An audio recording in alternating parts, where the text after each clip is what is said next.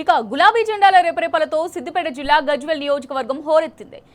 గ్రామాన బీఆర్ఎస్ ఆవిర్భావ దినోత్సవ వేడుకలు పండుగలా జరిగాయి.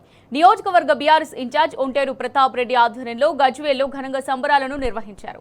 పార్టీ శ్రేణులందరికీ ఆవిర్భావ దినోత్సవ శుభాకాంక్షలు తెలిపారు.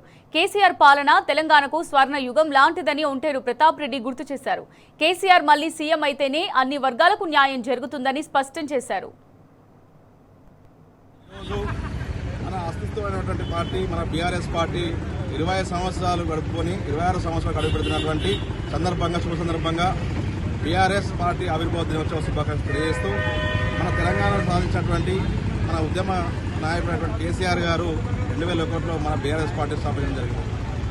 15 సంవత్సరాలుగా ఉద్యమాన్ని చేసి తెలంగాణ రాష్ట్రాన్ని ఏర్పాటు కోసమై ఎంతో కృషి చేసి తెలంగాణ రాష్ట్రాన్ని సాధించినటువంటి విషయం అందరూ తెలిసినదే.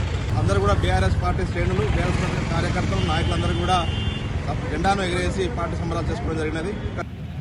ఏప్రిల్ 27 అంటే తెలంగాణ రాష్ట్రంలో సువర్ణ అక్షరాలతో లిఖించబడినటువంటి రోజు ఇది.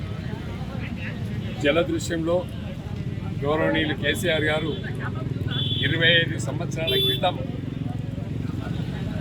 గులాబీ జెండాను ఆవిష్కరించి తెలంగాణ రాష్ట్ర ఆకాంక్షను రాష్ట్రంలో ఉండే 3.5 కోట్ల మంది ప్రజలలో వాళ్ళ మదిలో తెలంగాణ రాష్ట్రం రావాలి అనే విప్లవాన్ని రగిలించినటువంటి నాయకుడు